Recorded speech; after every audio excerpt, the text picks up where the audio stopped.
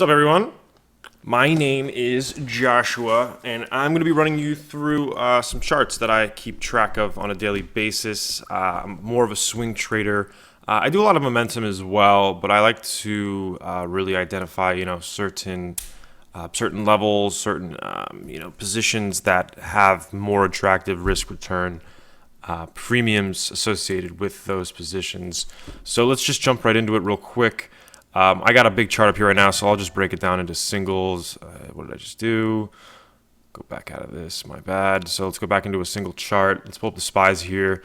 We had an incredible weird candle yesterday. The first time I've seen that in quite some time. We had this really long hanging gravestone, hammer, doji, whatever you want to call it. We gapped up from there, so we're trading higher on the back of the French election not going to Le Pen.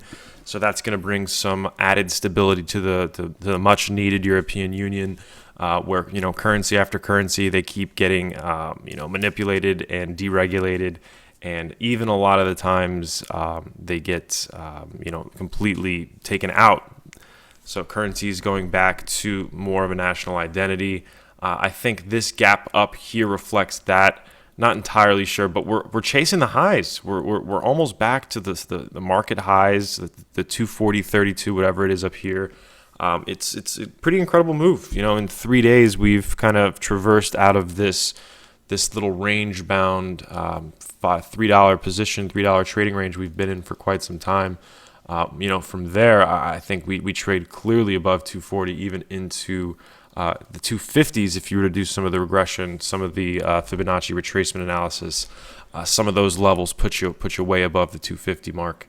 I believe that corresponds to just a little bit more than Dow 21,000. I forget the actual conversion rate. But let's move on. Let's jump over to a stock that I made a bunch of money off of real quick. This is like a stock. This is such a typical play. This is such a typical perfect setup for myself. You got to be a little careful. So day 1, day 2, day 3, even up to sometimes day 6 can be very dangerous. This stock, obviously, like the majority of them, when they go from $2 to $12 in a couple of days, has a pretty significant pullback.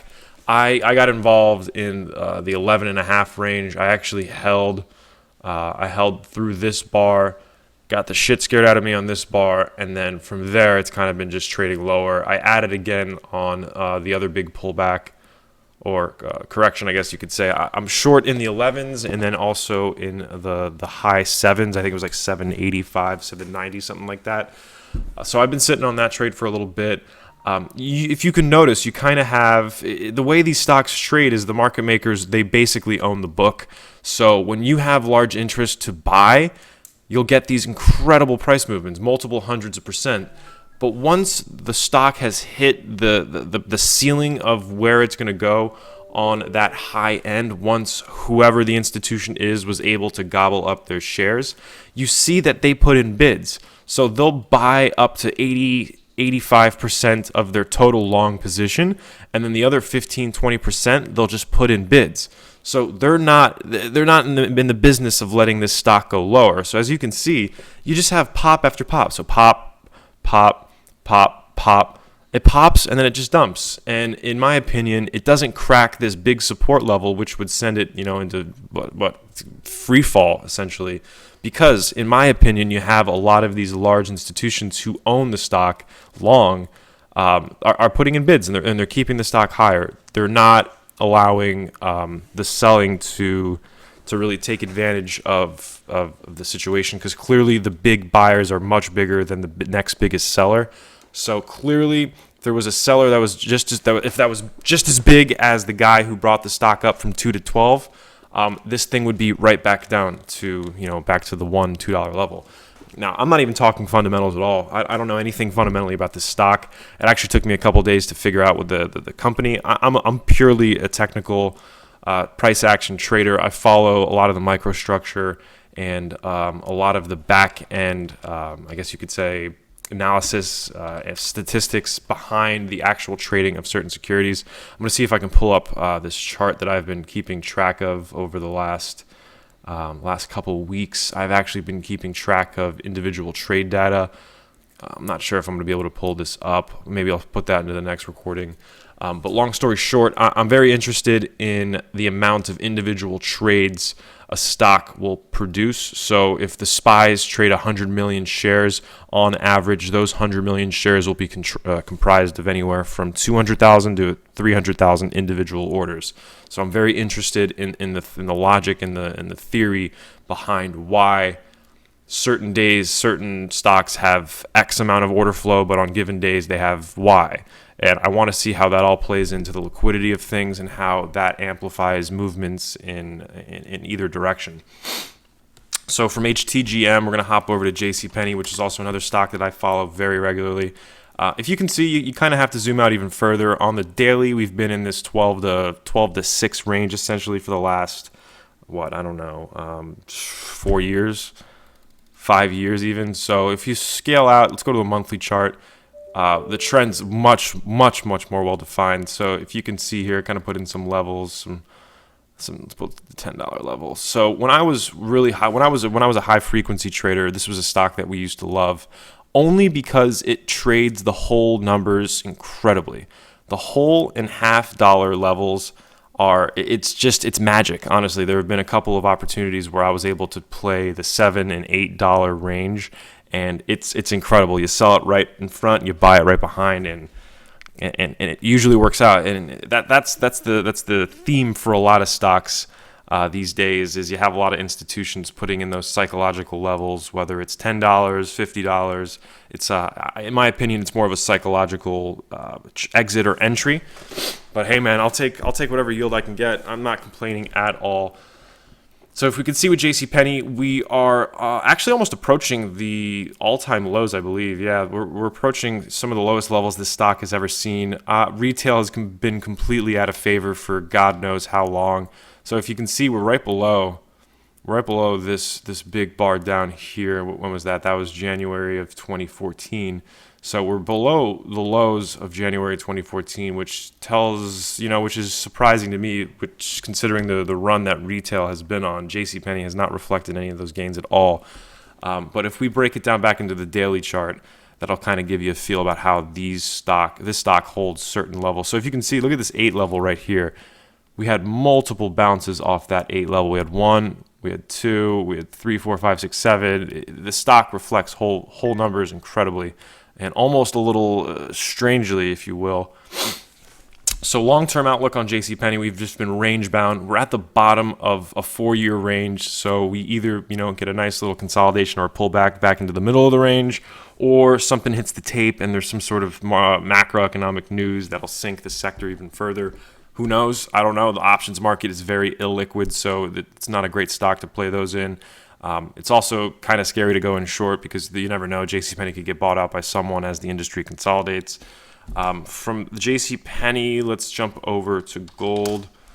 Gold futures, I actually had a bit of a mess up. Admittedly, I went into last weekend long gold on Friday thinking that there'd be some good news out of France in regard to Marine Le Pen. I was wrong. She's trailing in the polls, so that is reflected here, I guess. The logic is gold down, euro up with a Marine Le Pen failure. But that isn't to say that when May 4th or 7th, I forget which date they're voting again, if there's a shock event like there was when Trump won Florida that night, you never know what happens. So I still maintain a few contracts of my long future position. I'm going to hold on to that. I've got a little room to run. I'm giving it some space, letting it bleed a little bit. I personally think gold, with all this global tension, the nuclear submarines going to Korea, I think there's a lot of upside for gold, to say the least. But if you can see, we've been just kind of trading around. We've been bouncing around sideways. Nothing really to note or speak about. But if you jump over to the monthly chart, it really puts the move in perspective. So the move from, let's just start January 2000. You had a move from $260 to the price of 100 ounces of gold all the way almost to $2,000. So the run we've seen in gold is pretty spectacular. Let's pull up some Fibonacci retracements. So if we can go from the low of September 99 all the way to the high of September 2011. we're trading with respect to the Fibonacci ratios pretty well. So we had a clear bounce right off that 50%. I don't really like to scale them higher for obvious reasons. I think the rates on the pullback are much more significant and give you and other investors a much clearer understanding as to how a stock is trading. So from here, I think it's all just global macroeconomic news. It's going to be one story after another that's either going to send gold higher or lower. We'll see. Hindsight's 2020, obviously. But that's a look at gold. We're trading, somewhere around the 50% inflection point from the lows of 1999, which feels like so long ago, 18 years ago. I can't believe it. So from gold, let's jump over to Weight Watchers, which is another one of my favorites. I've been very fortunate in this one. It's just one of those stupid stocks that stupid retail investors will listen to a story online and fucking buy it. It's frustrating, and I think in the coming years, the SEC investigates Oprah's play into this. This was the Oprah trade. Oprah Winfrey came out on her show saying she lost 19 pounds or some bullshit, and the stock, I think it was up 400% or something absurd. This was when I was really full-time trading, so the volatility in this one was just absurd. There aren't a lot of stocks that you can trade in and out of with tremendous size, and I'm talking 40, 50, 60, even sometimes 70 and 80,000 share lots. This, for a week and a half, 2 weeks, was one of them. For whatever reasons, the institution's algos, this was a big battle zone stock. It was fighting forever. Caught a nice move of the short. I played the move higher as well, but I was kind of trading in and out intraday. Once the news kind of died down, the volatility settled, you were range-bound trading for a couple months, actually for close to a year. And then, what do you know? Oprah comes out again. And boom, the stock jumps again. And I saw that, and I was like, I am shorting the piss out of this. So I was short well into the 19s. And I didn't cover it, I believe, until it was like 1460, something like that, somewhere around here. Nice trade, caught the bottom, missed the move higher. Didn't even see the chance of this stock just making a full reversion, a full correction back up to basically where I was short. But you had a clear move. Clear move from the lows of 14s all the way to almost $19. That's, $4.5, $5 trade. Have some size on that. If I was able to recognize the move higher, that could have been a great trade. But I feel like you don't really see this sort of V pop and then V formation very often, so it was not on my mind. This one can be clean, but it tends to kind of be a little all over the place. The gap risk is definitely a little high. So this is a stock you don't necessarily want to go full size in. So for our last, I believe we actually just talked about the SPYs. So I'm going to end the video here. Thanks for watching. Stay tuned for more. What's up, guys? It's Josh back here with a nice market update. Market's about to close here in 3 minutes. Figured I'd put out a short video running through a few technicals on the SPYs, as well as a few Forex and a couple of floaters. But let's jump right into the SPYs here. This is the actual S&P 500 index. It's just really incredible these last couple of days we've had here, what the French election has meant to the overall markets in America. I think that the reassurance that the euro is not going to be a runaway currency over the next couple of years, maybe a couple of months, is a good thing. That's what's given us the little bump in confidence here.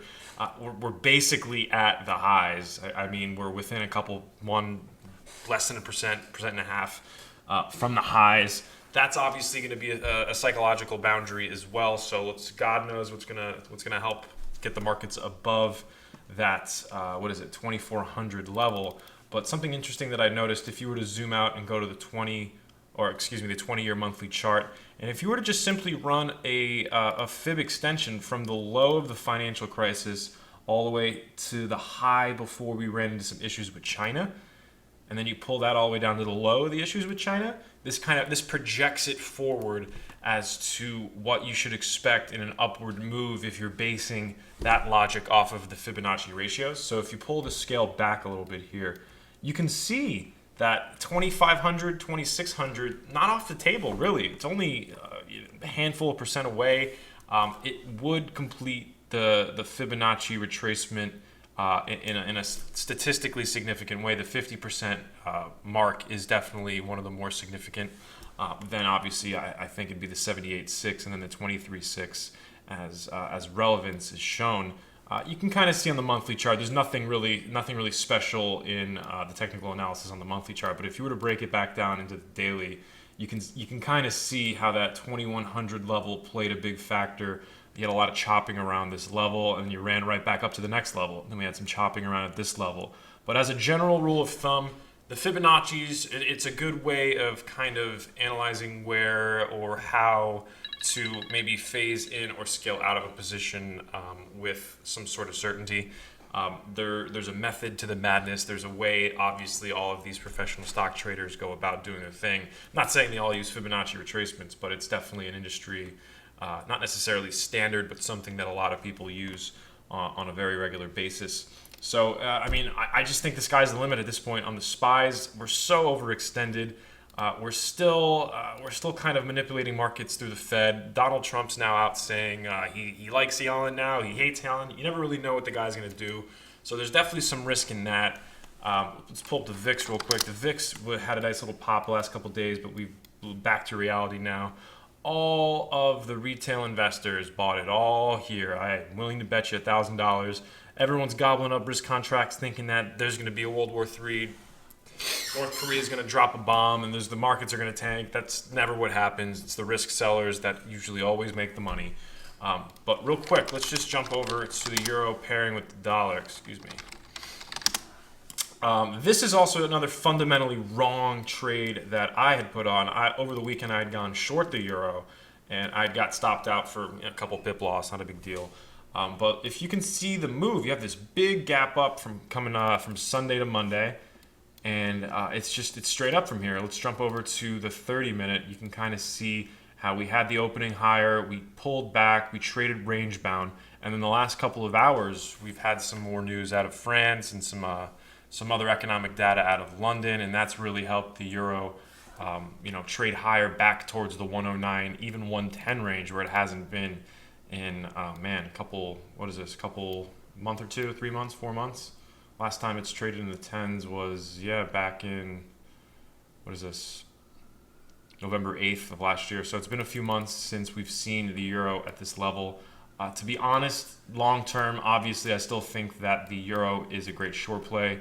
I just don't personally have the 5 or 6 years to sit on a position and wait for it to kind of roll in my favor. Timing is obviously a big issue, but you're not going to have the second largest sovereign union of nations just allow their currency to roll off a hill. So expect some bullish artificial stimulus from the ECB and from other authorities that are willing and able to purchase markets or purchase securities in the secondary markets. That's something you have to be very careful for or about. Before I sign off, let's just run through Triple CR. This is the floater of the day, China Commercial Credit. This fucking stock has had a long history of pops and splits and reverses and pops and splits and reverses. The most recent move higher, actually pulled back a little bit. It was almost up 50%. We had a nice move from $1.40 to above $2. So that really gets the pajama traders out of bed and going nuts with these low floaters. Don't know the story about the stock. I don't really think it matters. It has China and commercial credit in the name. So just off the top of my head, I'm going to throw out a bearish argument in that this stock is just another manipulator. There's someone who bought a shit ton of shares. Let's see if we can break it down and see where they bought them up. Yeah, it's right at the open. It wasn't even right at the open. Excuse me. This was at 10:55 this morning. So some sort of news hit, wasn't paying attention, don't really know exactly what happened. But the stock took off and kind of range bound, and now we're trading towards the low of the range here. Could be a good swing trade. Not too sure. There's a lot of follow through over the next couple of days. As you can see in the past, it's had a similar run up. This one was much more parabolic than this previous one. So I guess we've been trading, let's see, from the 50%. We've been trading at a reasonable level. Let's just ignore the Fibonacci's on these. This is all just bullshit, large orders, smacking level twos around and kind of changing the actual market price of the stock. But thanks for watching. If you like what you see, subscribe, like, comment, do all that stuff. More videos coming your way. AM, PM. Let's get it done. What's up, guys? It's Josh back here this morning at 7:45 on April 26th. SPYs are flat, if not a little down this morning. I wanted to run through some of the gappers and the gap ups and the gap downs. So far, we have nothing on our list for gap downs this morning. I keep a very tight criteria. I like to search for price action with more than 500,000 shares traded pre-market and down, 6, 7, 8, 9, 10%. To the upside, Twitter is the only stock that we have populating in our search right now. Not entirely sure the news, probably some sort of earnings, if not a squeeze. But let's pull that one up. Let's jump into Twitter. So Twitter has just been this will be a story you tell your children about one day. The fact that this was one of the most used social media sites, but they couldn't figure out how to make money, so investors kept shorting the stock and sending it lower and lower and lower. But we're finally getting a pop here this morning. I think we're trading closer to 16. Yeah, we're trading closer to 16. So we're getting a nice significant gap around this area here. The stock has been just incredibly out of favor. This is when the CRM, there was a buyout rumor that CRM was going to hop. It hopped from 18 to 26 to freaking $14 in like a matter of a week. So that was a pretty incredible move. Let's zoom out on Twitter here on the monthly chart, and you can really get a feel for just how horribly this stock has performed. So we had an open at the IPO, I believe it was around $40. The actual initial price was different, but this was the actual first market price. But yeah, we had a rally from 40 to basically what, $80, $75, and then just straight down to 15. This is very similar to GoPro as well, but I won't jump into that now. I had a buddy ask me about Chipotle, so let's pull that up. I'm looking at the weekly chart right now. So if you just run a fib extension from the low of the financial crisis all the way up to the high, before I believe it was the Listeria outbreak, that might have been a few years later, but I believe it was in 2012, 2013. But if you run that regression, you can kind of see how the fibs play to the upside, and it's actually been holding pretty well. It's been dangling around the 38 line, the 50, the 61, and I guess the next shot is close to the 76. So, near term, I'm not too sure how the stock performs. The stock markets are at almost an all-time high. We've been up like, 500-600 points in the last couple of days. So I just can't see us continuing that ridiculous run. If you kind of zoom out here on the daily, you can really see the range that it's been in. This is obviously one of those cult stocks, though. Big time. For God's sakes, they had a Listeria outbreak, and there were still lines at every Chipotle in New York City. So this is definitely a stock to hold on to. This is definitely a bag winner. This isn't something you want to be afraid of or let go of. Let's pull up the SPYs. Just run through those real quick. So for those of you who have been paying attention, just look at this gap that we have here in the SPYs. We have that little doji right there, a gap, and then a gap below the doji. We've run almost, 400 points, something like that on the Dow. I just can't see this thing cracking all-time highs today. Maybe that's what Trump's plan is, to maybe get some tax initiatives, some tax news out to see if that stimulates the markets. I can definitely see a case where his 15% corporate tax rate sends the markets over their all-time highs. I don't know. Obviously, this could be a good setup to sell some premium. Options are pretty expensive right now. The volatility is pretty high. So that's definitely something to consider. But I'll keep you posted throughout the day. Let's see if we have any more updates on the scanners.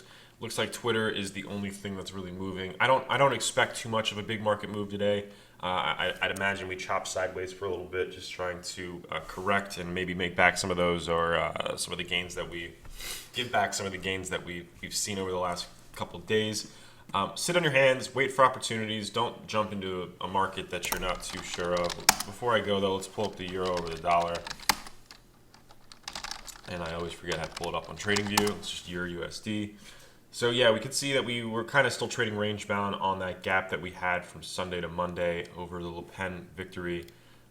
The weekly, you can kind of see how this is just above a near-term trend higher.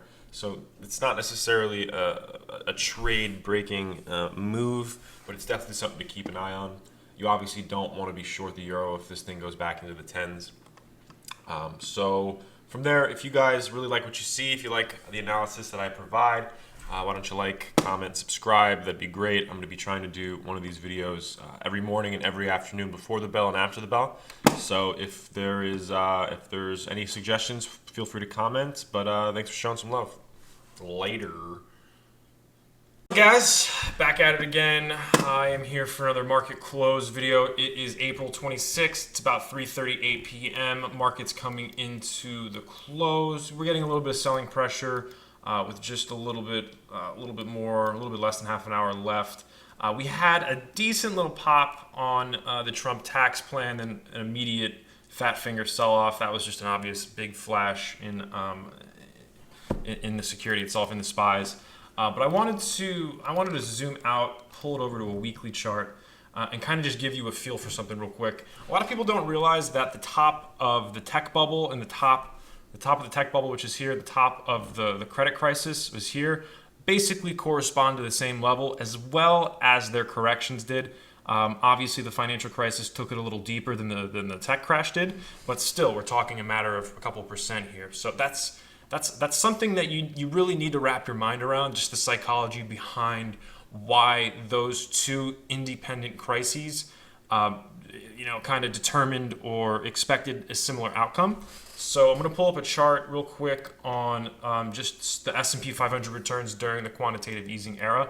So if you can see, quantitative easing basically started at the low of 2009. I believe it was November of 2008. So let me get this out of the way.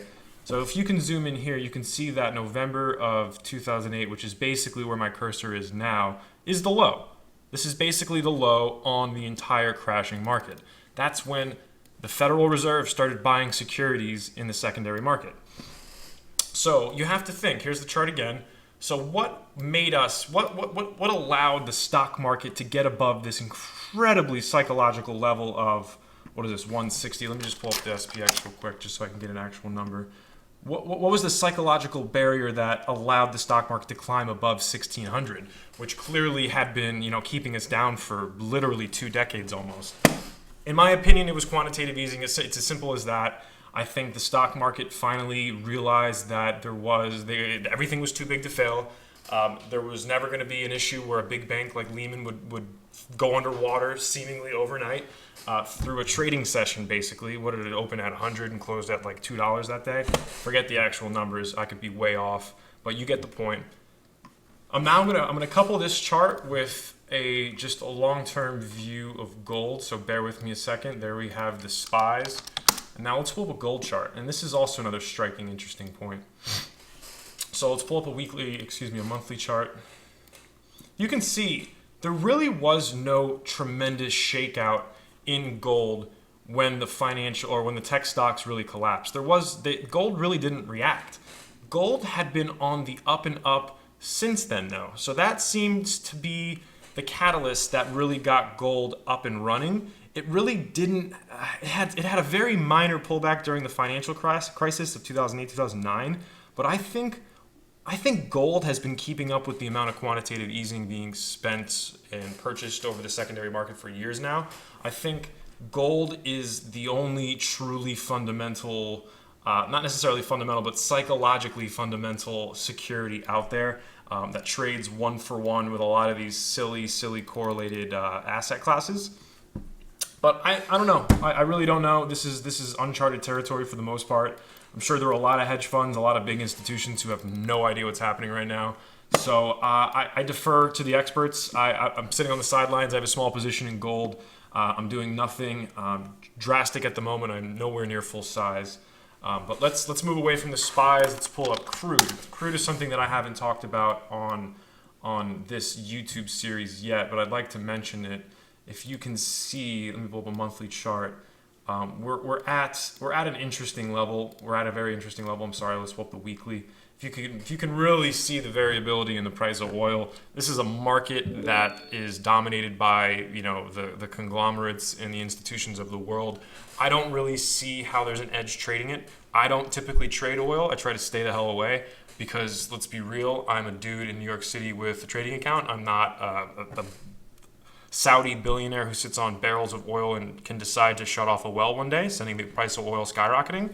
So you really just don't know. There's a lot of variability in the contract itself. But what I can see and identify is this clear channel.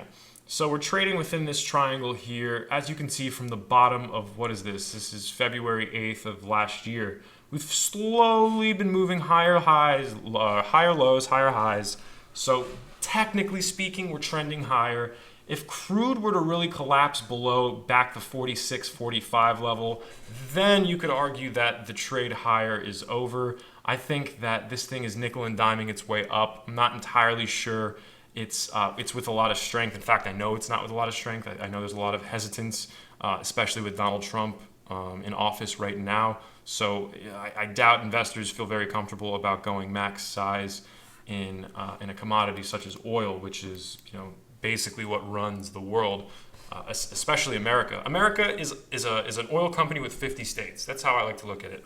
It's an oil company with 50 different offices. And if oil goes down drastically and has very poor performance, and we get boxed out by some of the Saudi nations, that can really affect our nation's growth.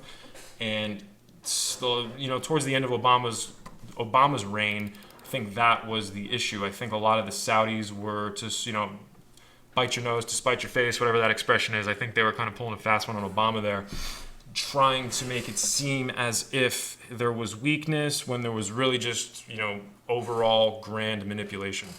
That's a common theme in the stock market, just pure corrupt rigging and manipulating of certain asset classes and securities.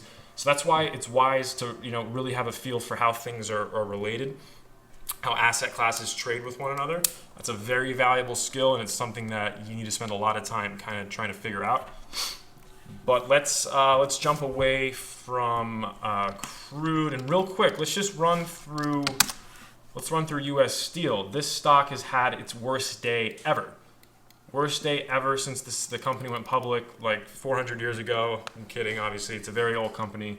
I believe this was one of the Rockefellers or the Carnegie guys. They basically started this stock.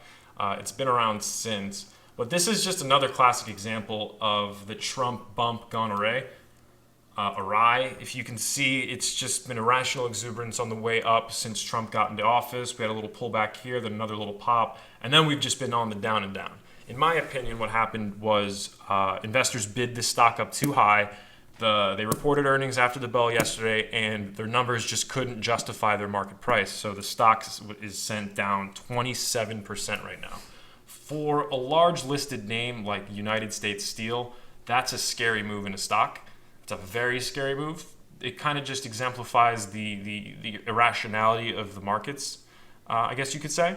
So you really, as one of the most secure, pure steel stocks on the market, you wouldn't expect a company with such easily projected revenues to miss on such a level that sends the stock down 27%. So that's just another reason to be very careful. It's another reason to maybe even consider selling stocks. Who knows? I'm not too sure that we are going to be able to get above these highs here in the SPY. Again, we're hitting more selling right now with 14 minutes to go in the day. Let's pull up this chart. Yeah, we're at the lows of the day actually in the SPYs. Let's see if we can crack 2385. That seems to be the big level from this morning. But all in all, interesting day. Tested the highs. We were maybe a quarter point away, not far. Didn't do it. We've run a tremendous amount over the last few days. I would be careful. I wouldn't go gun ho. I'd be a little gun shy. Maybe scale out of a position, take some profits. This is definitely a time. I wouldn't want to be fully invested or be fully investing at the top where we're at right now. But that's all I've got. If you guys have any suggestions on stocks I should be covering, please comment them down below. I'm always open for suggestions. And if there's any criticism or comments you have for me, leave them down below. Don't be a dick. But, let me know how I did. Thanks, guys. Later. What's going on, guys? Good morning. It's Josh back here with another pre-market update. I'm going to run through just a couple of names real quick. I'm going to try to keep these videos a little shorter. First, let's just jump right into Weight Watchers. This stock has been I've been chopped around in this stock like no other, and it looks like such a clean chart. I'm almost ashamed. I was the first one to short in like the high or low 18s, caught like almost $3 on this move down, and then just completely ignored this move higher as it day after day slowly just bidded higher and just trailed and trailed and trailed. And then yesterday, I guess after the bell, they reported earnings and investors liked it, and we just get that monster pop. And more times than not, you really do see moves like this where you see just a steady trend higher, and then at the completion of the trend, you just see like a rocket ship, just a boom, just a takeoff. So I guess that's what's happening with this one. I don't think this is Oprah induced, which is good. The reason I think that other one, this other big pop here, sold off immediately was just purely based on Oprah. So investors saw the writing on the wall. But this is definitely something to keep an eye on. I don't think it's a great stock. I think it's an old bullshit company that sells, fucking sugar-free cookies that tries to get you to lose weight. It's been around for a while, though. It's kind of like Herbalife. It's one of those stocks where it's kind of a scam. It's not really a scam. People don't really know. So it's definitely not an investable security to me at all. This is more of a trader. This is the monthly view, though, so you can really see how many shakeouts this thing's had on its way down from $80. So maybe they're turning the company around. I don't know. I'm not a fundamental guy. But I thought I'd show you the chart. I'm going to pull up crude because crude is dangling on a couple of significant levels here right now. So if we zoom into this chart on lightweight sweet crude, we can see how it is testing this lower support line right here. I think it's a pretty significant support line considering it's the lowest of the three fans.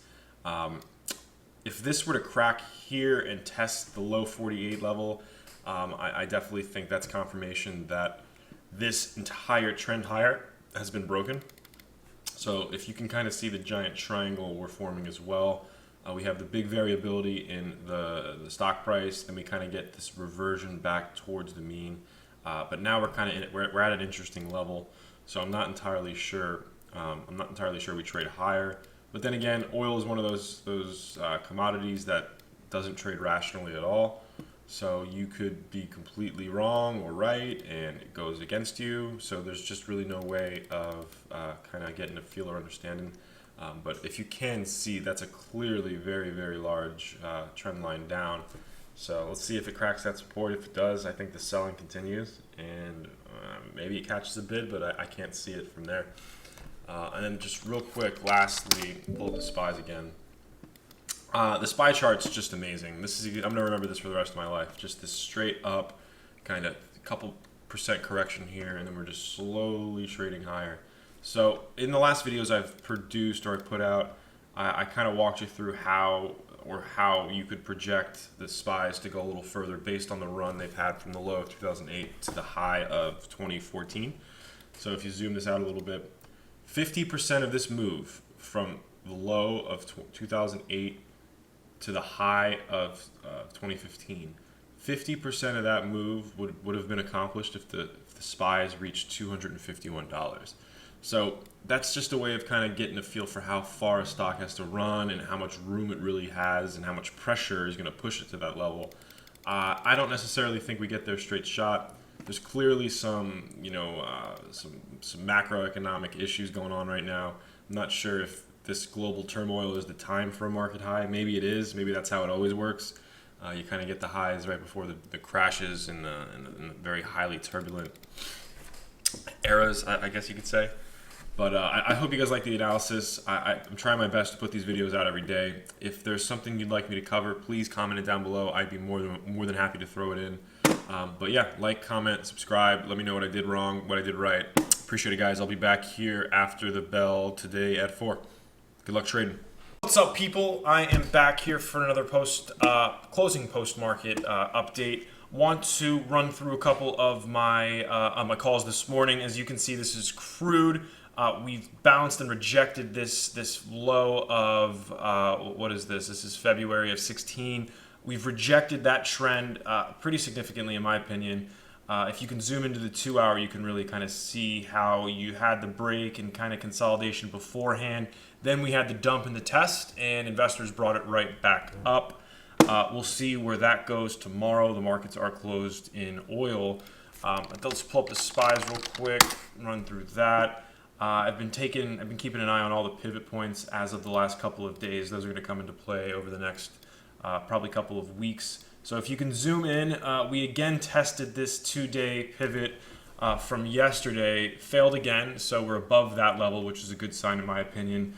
I think investors are sitting on their hands, kind of waiting for the next slew of Trump executive orders or whatever is going to happen in North Korea. There's a lot more lines right now. The volume is down significantly as well. Something that I noticed today. I don't have a good chart of it, but it's we're basically 15 minutes left in the day, and we've traded half the amount of shares as we did the last basically week. So volume's down, trading's down. I think the trend-based environment is over for now. I think we chop around, wait for some sort of other macroeconomic catalyst to hit the tape, and that's probably going to send us either to all-time highs or back down into this range. Maybe even test the next pivot down, which is in the 237, and then the 236, and then 233. So there's a lot of room to go. A lot of things can happen. This morning's video, I had someone ask me to kind of run through a couple of futures contracts. I'm not a futures trading expert. It's definitely something that I follow. I have some experience trading futures, not as much as I do stocks or options. But I'm going to try to do my best to kind of just walk you through what I think the most important aspects of a future contract are.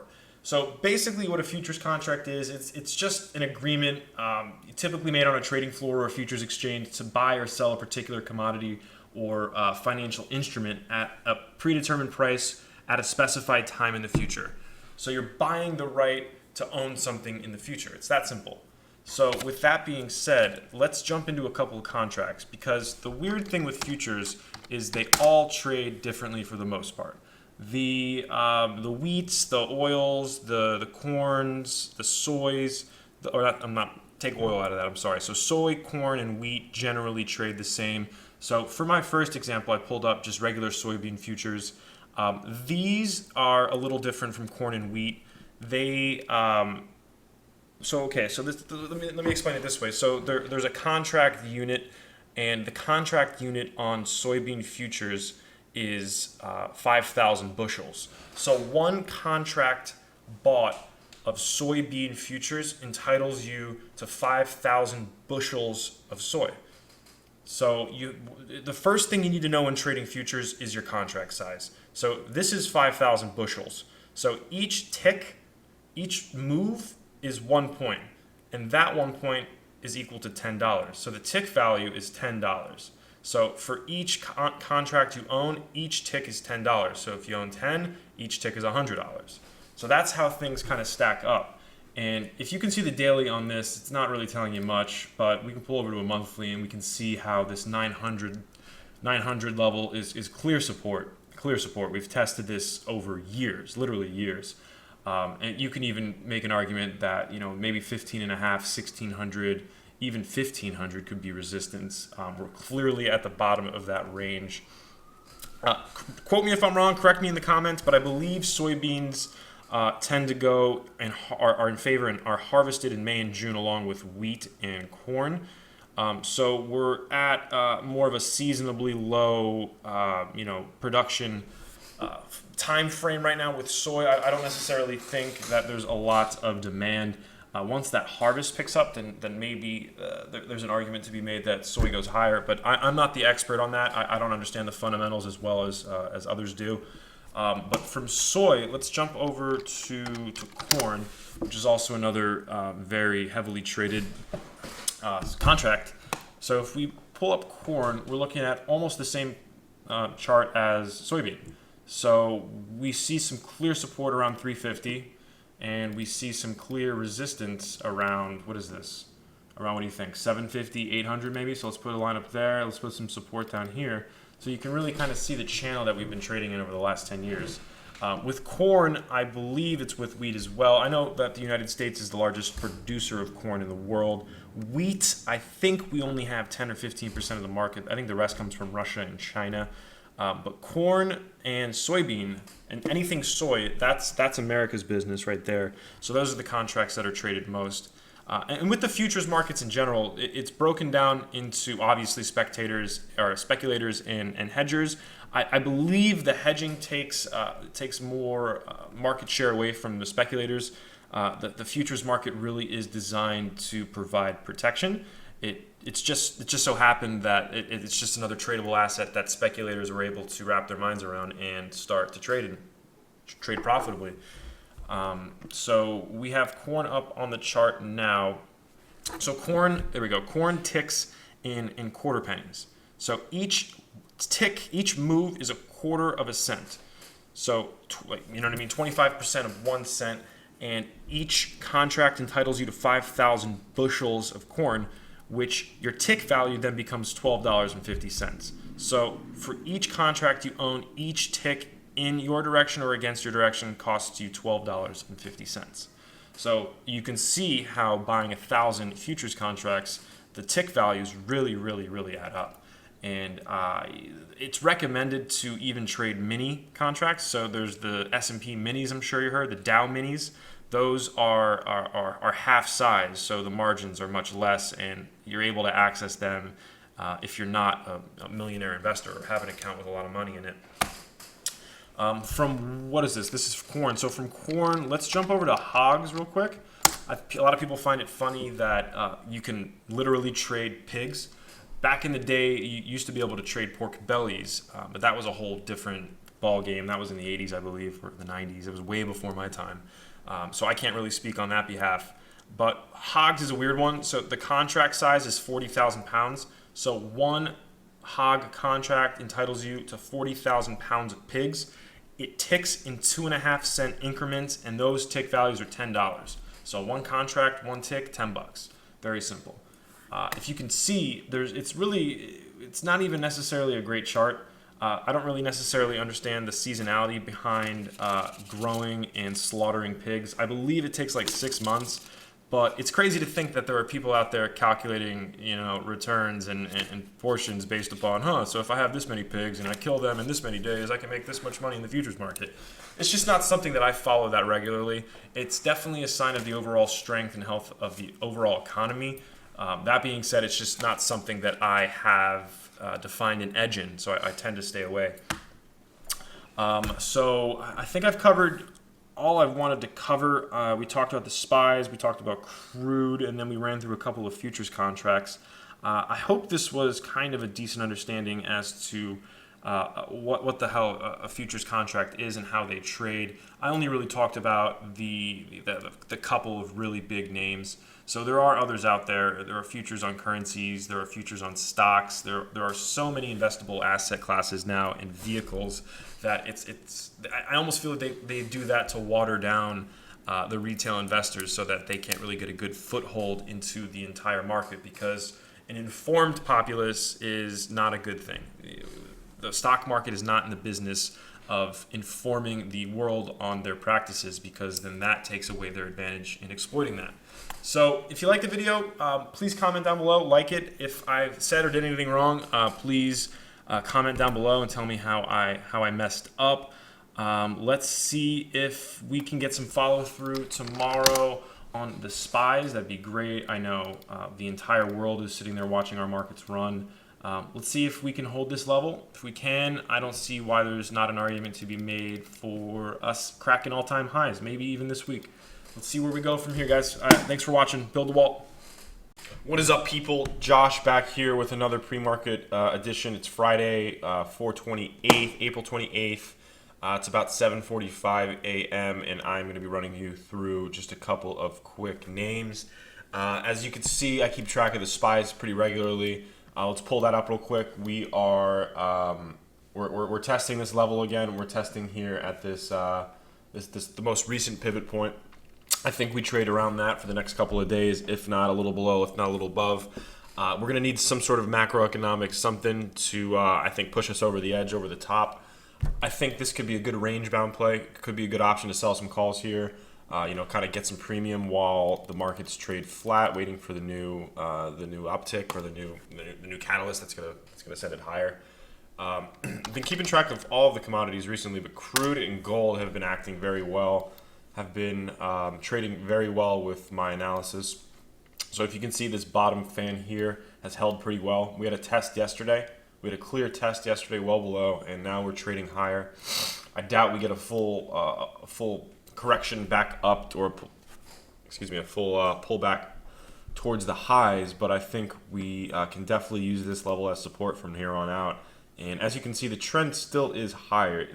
The distribution of the trend has definitely been a little narrower, but I think once all the geopolitical risks kind of hit the fan, I think the issue with Korea is going to be coming to a head soon. So I think oil could be a good play. I think gold's going to be a good play. I think the stock market in general is going to be a good play. But real quick, let's show you gold. Pull up gold here, and gold is still in this awesome range.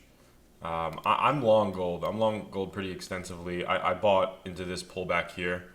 I think we get a nice little pop because if you can see, we have a nice little 1 wave, 2 wave, 3.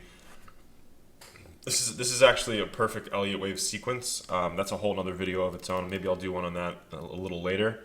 But as you can see, we're kind of reaching, we're angling and oscillating towards the top of this trend here. And if we are able to crack that, which is probably around the $1,300 level, that is going to be very significant. And I think that only occurs with some sort of nuclear strike or attack or imminent something from North Korea. I don't think that just happens overnight. Gold has definitely been a little weak considering Donald Trump's our president and we have nuclear submarines in North Korea.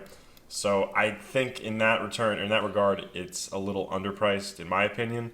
I'm not sure entirely where we go from here, but I am long. I own a bunch of calls in the GDX, not any futures or anything. But I think that from here we go higher in gold, in crude, and even if the American population reacts favorably to a war with North Korea, that could even bring us over the highs. A similar story happened when we invaded Iraq for the first time. That was seen as a strength for the American economy, which it was, and that turned out to be an entire mess. But hope you guys like the video. I'm going to try my best to keep these a lot shorter. I'm just going to run through a couple of names. Doesn't really look like we have a lot of volume this morning, so there aren't a lot of gap up, gap downs that are worth noting. So appreciate you watching. Why don't you like, comment, subscribe. If you'd like me to cover anything on tonight's episode, feel free to shoot away. Let me know. I would love to hear what you guys think. Thanks a lot. Build the wall. Shit, my bad. What's up, guys? It's Josh back here for another I'm going to go through a nice weekend edition. I tend to forego a video Fridays after the bell. I like to just get out and run away. So I'm going to try to put out one weekend video instead of that Friday video a week. But I just want to update you on a couple of contracts that I've been keeping track of in these last videos. We're going to run through crude, we're going to run through the SPYs, maybe some gold, and maybe a couple of other movers. But real quick, I actually got recently banned. I was just banned on Reddit for putting these videos on a couple of the channels or subreddits over there. I just want everyone to know that this is not ever going to be a paid service. This is just for me to kind of get my thoughts and put them down on paper and actually take account for some of the strategies that I employ. I kind of want to be responsible in the sense that I'm finally detailing my strategies and I'm keeping track of my ideas and how I go about executing those. So this is never going to be a paid service. This is all just free analysis. I kind of like that angle in the sense that not a lot of people do that, and not a lot of people are willing to kind of talk about certain aspects of trading, especially if they were once professional full-time traders. So we're definitely going to be getting into some deeper things than I have found on most of the YouTube channels here in like the stock market universe, that kind of genre category. But anyway, I digress. Let's take a look at crude real quick. Crude, as you can see, has continued to reject this the lower fan here. That's definitely a decent sign. This is a pretty big tail, so that's definitely a nice reversal candle. We can definitely see some upside to that. Crude is definitely capable of running and has these wild swings just on the upside and then the downside. It fluctuates pretty frequently.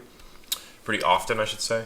But I'd say that the 52 level is obviously a big one, as well as the 48, 47 and a half. Anything below that, and this sucker could be testing some lows. It could definitely pull back pretty drastically. For gold's been as well sort of bouncing. You can kind of see we had an inside day on Friday. Decent sign in my opinion. The wick here isn't too big, but it's more than held this pivot here from the lows of, not the lows, the opens or the closes for all of the last couple of days.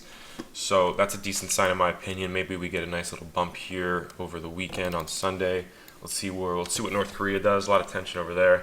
But if you look at it, this really does have a clearly defined oscillating higher trend. It really is. It's almost obvious. You can kind of just see it, how higher highs, higher lows. It's continued to, with the exception of this pullback here, which you could argue is a trend killer. You had another big pop. I'm not even sure on what kind of news or what kind of whatever, and you've just slowly traded higher. We've held this initial base here, which is a couple of days, maybe, or excuse me, a couple of weeks. We popped and then we kind of reverted back. So we're still trading around this 1250, 1260 to 1270 area. So let's see what happens next week. Maybe we get a pop, maybe we don't. I think odds are we do. I think the stock market had a pretty rough day. Well, not a pretty rough day, but it definitely had some selling towards the end. Let's pull that up real quick. So let's pull the SPYs up. So the SPYs finally cracked this trend, or the pivot lower. So the selling has started. It could continue next week. Not entirely sure. This has definitely been a trigger for a lot of selling bots, I'm sure. So the selling will be coming in. This is the daily chart, obviously, and I keep track of just some of the pivots, some of the levels, some of the important, relevant levels. So we cracked the pivot from a couple of the rallies the day before. So let's see where we end up. Obviously, this level here, the 237.80, is the next level, and then after that we have the 236.64. So let's see where these markets trade. There's a lot of global tension right now. A part of me thinks that is going to keep the markets down, but also a part of me thinks that's just going to help them, get to that next high before the evident crash or the impending crash that comes next. I feel like that's just how it always sort of works if you look back in history.